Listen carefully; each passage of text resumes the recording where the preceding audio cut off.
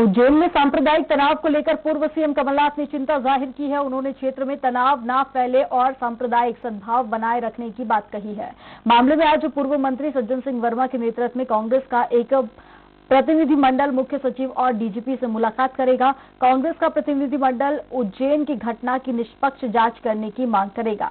आपको बता दें कि 26 दिसंबर को उज्जैन के बेगम बाग इलाके में दो गुटों के बीच टकराव हुआ था। अयोध्या में बनने जा रहे राम मंदिर के लिए चंदा जुटाने के लिए एक रैली आयोजित की गई थी।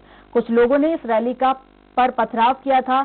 मामले में पुलिस ने 2 महिलाओं सहित 6 लोगों को गिरफ्तार किया है। जिस घर में पथराव हुआ था, प्रशासन ने उसे अवैध बताते हुए ढहाने की कार्रवाई भी की थी।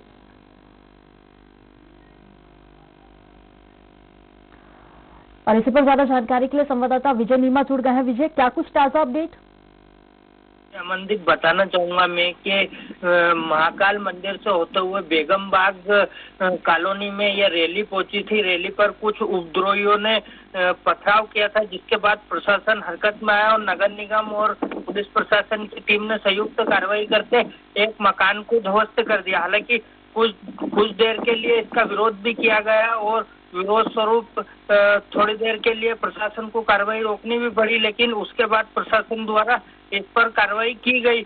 और आपको बताना चाहूंगा कि उज्जैन, रतलाम और देवास सहित 3 से 4 जिले की पुलिस यहां पर मौजूद रही। पुलिस प्रशासन ने फ्लाइंग मार्च भी अगले दिन फ्लाइंग मार्च भी पुलिस प्रशासन द्वारा निकाला गया था और पूरी सुरक्षा बरती जा रही है इसको लेकर, ताकि कोई विवाद की स्थिति उत्पन्न न हो।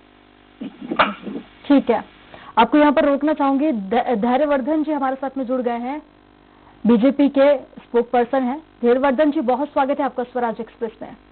जी नमस्कार जी सर, जो मामला सामने आया है, मुझे लगता है कि आपके संज्ञान में होगा। सज्जन सिंह के नेतृत्व में प्रतिनिधिमंडल आप मुलाकात करने वाला है। देखिए, कांग्रेस के नेता तो पेट्रोल की कैन लेकर के घूमते हैं जी कि कहाँ आग लगाई जा सकती है, कहाँ लोगों को भड़काया जा सकता है, कहाँ कानून व्यवस्था को चुनौती दी जा सकती है। इसके अलावा उनके पास कोई काम बचा नहीं है और उनकी बुद्धि को ग्रहण लग गया है। इसलिए जनता में उनका जनाधार लगातार कम होता जा रहा है। जिन मुद्दों पर उन्हें काम करना चाहिए उनकी प्राथमिकता में अब नहीं है। केवल रायता फैलाना, आग लगाना, लोगों को भड़काना, इतने काम भर उनके एजेंडे में रह गया है। इसलिए अगर सज्जन सिंह जी या दूसरे नेता ऐसा कुछ काम कर रहे हैं तो हमें कोई आश्चर्य नहीं है। ठीक है, हमारे साथ में कांग्रेस के स्पोक पर्सन भी जुड़ गए हैं, फिरोज सिद्दीकी जी। फिरोज सिद्दीकी जी, शायद आपने सुना ही होगा, धैर्यवर्धन जी कह रहे हैं कि कांग्रेस के नेता तो अपने साथ में मिट्टी के तेल की केन लेकर चलते हैं, जहां मन करता है आग लगा देते हैं। देखिए, ये जो टुकड़े टुकड़े गैंग है इस देश की, जो सिखों को अलग बांटती है, मुस्लिम्स को अलग बांटती है, क्रिश्चियनों को अलग बांटती है और हिंदुओं का जो हिंदुओं की भावनात्मक शोषण करती है, ये जो भारतीय जनता पार्टी है, ये असल में सत्ता के लिए ये सब करते हैं। उज्जैन की घटना का जहाँ तक सवाल है, तमाम जगहों पर अल्पसंख्यक वर्ग के लोगों के साथ जो है जुल्म ज्यादती की जा रही है। पुलिस प्रशासन सरकार के दबाव में आकर ये जुल्म ज्यादती कर रहा है। अगर उज्जैन में किसी ने ये घटना की और किसी ने पत्थर बरसाए तो हम इसकी कड़ी निंदा करते हैं कि किसी भी जुलूस पे अशांति किसी ने फैलाई है तो कांग्रेस पार्टी कड़ी निंदा करती है। किंतु बिना जांच के, बिना किसी को पकड़े, बिना तहकीकात किए आपने लोगों के घर तोड़ दिए। किसके घर तोड़े? वो गरीबों के जो अपने आशियाने जो है छप्पर डाल के रह रहे हैं। हमने तो ये सुना कि मुख्यमंत्री शिवराज सिंह जी ने तो ये घोषणा की थी कि कोई भी है ना सरकारी जमीन पे कोई भी गरीब अपना मकान बनाकर रह सकता है। चलिए सर, जवाब ले लेते हैं। हमारे साथ में धैर्यवर्धन जी जुड़े हुए हैं। धैर्यवर्धन जी, आपने सुना कि बिना किसी जांच के लोगों के आशियाने उजाड़ दिए बीजेपी ने। देखिए, पुलिस ने आशियाने नहीं तोड़े, गुंडों के, मवालियों के और खतरनाक लोगों के मनोबल तोड़े हैं। और इकबाल, कानून का इकबाल बुलंद रहना चाहिए।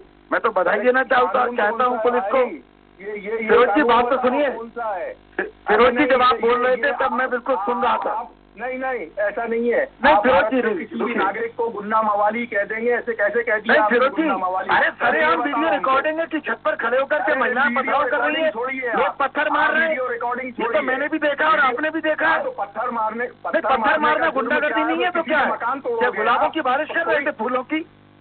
नहीं, कोई गलत बात है फिरोज जी। आप किसी का मकान तोड़ोगे, मैं किसी फिरोज जी गलत लोगों को संरक्षण मत दीजिए।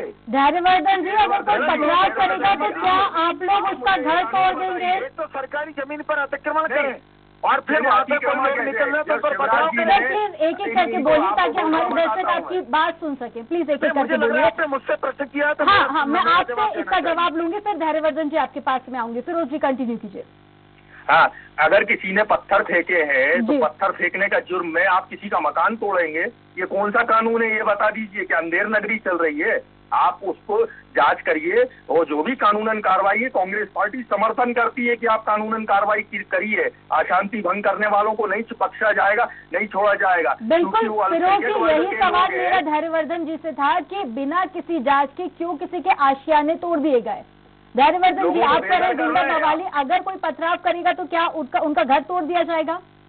देखिए, उन्होंने रजिस्ट्री करा करके किसी से प्लॉट खरीद के मकान नहीं बनाया होगा।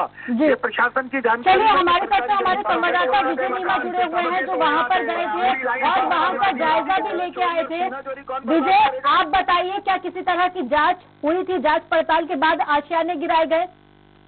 जी, मैं आपको बताना चाहूंगा, मनदीप के पुलिस प्रशासन द्वारा पहले वीडियो रिकॉर्डिंग देखी गई, उसके बाद में पूरी अवैध निर्माण को ध्वस्त नगर निगम द्वारा रजिस्ट्री करवाई गई है या अवैध रूप से कब्जा किया गया है, उस बात की जांच हुई थी? जी, मैं आपको बताना चाहूंगा कि नगर निगम ने इसकी पूरी पुष्टि की थी और जो अवैध हिस्सा था उसको ही नगर निगम और पुलिस द्वारा तोड़ा गया है। ठीक है, तो जो लोग बेघर हुए हैं उसको लेकर किसी तरह के अब कोई इंतजाम किए गए हैं सरकार की तरफ से? जी, अभी तक तो इस संबंध में कोई इंतजाम नहीं किए गए हैं, लेकिन अभी जो संबंध। धैर्यवर्धन जी, एक तरफ पीएम आवास योजना का लाभ आप लोग जनता को दे रहे हैं, दूसरी तरफ अवैध निर्माण, ठीक है, जांच हुई, विजय नीमा वहां पर गए थे, जांच हुई, पड़ताल हुई, उसके बाद में घर गिराए गए। क्या कहीं और उनको इंतजाम करके देना ये सरकार की जिम्मेदारी नहीं है? देखिए, मुझे लग रहा है हम सब गलत विषय पर जा रहे हैं। सारे दुनिया ने वो वीडियो रिकॉर्डिंग देखी है कि किस प्रकार से एक परिवार के लोगों ने पथराव किया है। महिलाओं ने भी पत्थर फेंकने पर कोई संकोच नहीं किया। पर एक बार मैं आपकी बात मान भी लूं कि किस तरह से पथराव हुआ और आप लोगों ने जांच की, उसके बाद में घर गिरा दिया गया, क्या सिर्फ सरकार की इतनी ही जिम्मेदारी, इसके बाद कोई और जिम्मेदारी नहीं है? सरकार अपनी जिम्मेदारी का हर पल निर्वाह करती है। देखिए, जिन्होंने अतिक्रमण कर रखा है वहाँ के प्रशासन की जिम्मेदारी बनती है कि वो उस पर एक्शन ले, और चोरी और सीना चोरी ये बर्दाश्त कम से कम भारतीय जनता पार्टी की सरकार तो कर ही नहीं सकती। इसलिए प्रशासन ने ठीक काम किया है और प्रशासन साधुवाद का पात्र है। मध्य प्रदेश की धरती पर कानून को चुनौती देने वाले तत्वों को बख्शा नहीं जाएगा, उनके मनोबल को भी तोड़ा जाएगा और आवश्यकता पड़ी तो उनके अवैध कब्जों को भी तोड़ा जाएगा। ठीक है फिरोज जी, आपने पूरी बात सुनी होगी धैर्यवर्धन जी की, उनका कहना है।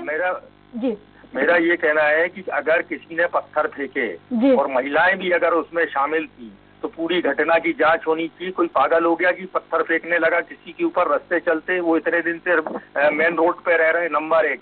नंबर 2, आपने अतिक्रमण का हिस्सा गिराया जैसा कि आपके रिपोर्टर ने बताया, तो क्या एक ही अतिक्रमण था उस पूरे क्षेत्र में? कलेक्टर इसको सर्टिफाई कर सकता है? क्या करें कलेक्टर और नगर निगम के अधिकारी कि एक ही अकेला अतिक्रमण था हमने जिसको ध्वस्त किया, बाकी सारे मकान और सारी चीजें वैध थी? मैं कहता हूँ ना, हम कांग्रेस बात सवाल उठा रही है, ये बात को घुमा रहा है। मैं सवाल ये उठा रहा हूँ, किसी ने पत्थर बरसाए कार्रवाई कीजिए, लेकिन किसी का घर तोड़ा आपने, आप कहते हैं अतिक्रमण तोड़ा, तो फिर सबका क्यों नहीं तोड़ा? एक अकेले आदमी का तोड़ के वापस आ गए। क्या आप अल्पसंख्यक वर्ग के लोगों के खिलाफ चुन के कार्रवाई करना है? आप क्या भारत के नागरिक को हिंदू मुस्लिम सिख ईसाई देखेंगे?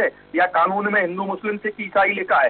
कानून सबके लिए एक बराबर है, सबके ऊपर एक जैसा अप्लाई होता है। तोड़ना है तो कलेक्टर को बोलिए कि तोड़े, नहीं तो हम लोग जाके कलेक्टर के सामने अब धरना देंगे, उज्जैन के कलेक्टर के सामने। ठीक है, नहीं, हम तो चाहते हैं कि कांग्रेस पार्टी के ठीक है, मैं आऊंगी आपके पास में। अतुल हमारे साथ जुड़े हुए हैं संवाददाता। अतुल, कमलनाथ ने इसको लेकर आपत्ति भी जाहिर की है, उसके बाद में आज मुलाकात भी होने वाली है कांग्रेसियों की, तो उसको लेकर क्या कुछ ताजा अपडेट मिल पा रहा है?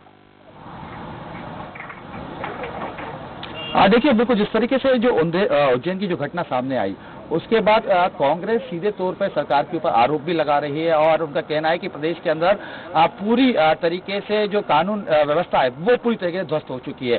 हालांकि लेकिन हमें ये समझने की जरूरत पड़ेगी कि जिस तरीके से संघ की और बीजेपी की अगर हम बात करें तो बीजेपी और संघ की तरफ से जो है अयोध्या को राम मंदिर को लेके जो है धन संग्रह किया जा रहा था। इस दौरान जब बेगमगंज करके उज्जैन में एक क्षेत्र है, वहां पे जब ये जाते हैं कार्यकर्ता पहुंचते हैं तो उस समय वहां पे पथराव किया जाता है।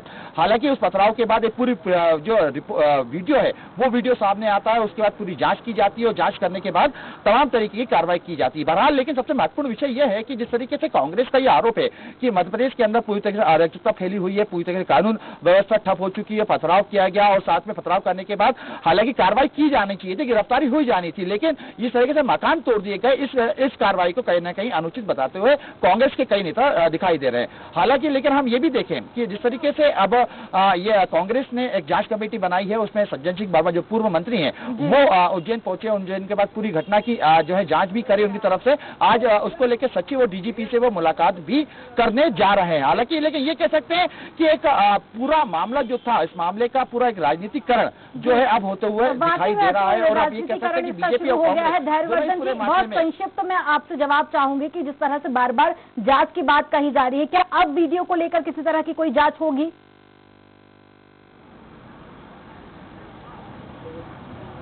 धैर्यवर्धन जी, मेरी आवाज पहुंच पा रही है अब तक? हाँ, मुझे आपकी आवाज सुनाई दे रही है। धैर्यवर्धन जी, बार बार जांच को लेकर सवाल उठ रहे हैं कि जो वीडियो सामने आया है उसको लेकर जांच होनी चाहिए। चाहूंगी बहुत संक्षिप्त में आप इसका जवाब दें कि आगे किस तरह की जांच होगी। देखिए, प्रशासन अपना काम करेगा, जो उसमें कानूनी दायरे के अंतर्गत जो भी कार्रवाई है वो पुलिस का काम है, करेगी। पर मेरा ये कहना है कि कांग्रेस के पेट में अगर ज्यादा दर्द हो रहा है और दंगा फैलाने वाले लोगों को संरक्षण देने की उनकी मंशा है तो उनको हर तहसील लेवल पर, हर जिला मुख्यालय पर धरना बिना जांच के आप दंगा फैलाने वाले नहीं बोल सकते ना, बिना जांच के आप दंगा फैलाने वाले नहीं बोल सकते। अभी जांच होगी उसके बाद ही साफ होगा। पथराव कैसी बात कर रही हैं आप? सरेआम पथराव करते हुए दिखाई पड़ी है महिलाएं। सर, पथराव किया गया, उसके पीछे कोई वजह भी तो होगी ना। बिना वजह जाने आप किसी को भी अपराधी करार नहीं दे सकते। वजह है ना, कौन होते हैं किसी को अपराधी बोलने वाले? मालवा में सिमी का नेटवर्क कांग्रेस सरकार में ही पला बढ़ा था, हमने उसको ध्वस्त किया। तो बच्चे बच्चे अवशेष होंगे वो इनको प्रेरित कर रहे होंगे कि फिर से दंगा फैलाओ, फिर से कानून व्यवस्था को चुनौती दो, फिर से मध्य प्रदेश की जो धरती है उस पर आग भड़काओ। ठीक है, आप सभी का हमारे साथ में जुड़ने के लिए बहुत शुक्रिया। और आप जिस तरह से दंगे की बात कर रहे थे, सरकार का काम होता है, ठीक है, विकास के कार्यों को लेकर जनता के बीच पहुंचना, और आज जो नेता है वो कुछ और ही तरह की बातें कर रहे हैं। आप दोनों का हमारे साथ में जुड़ने के लिए बहुत शुक्रिया। उज्जैन से संवाददाता हमारे साथ में जुड़े हुए थे, उनका भी बहुत शुक्रिया। और संवाददाता अतुल भी भोपाल से जुड़े हुए थे। अतुल, तमाम जानकारी साझा करने के लिए बहुत शुक्रिया। तो बुलेटिन में फिलहाल इतना ही। आप देखते रहिए स्वराज एक्सप्रेस। नमस्कार।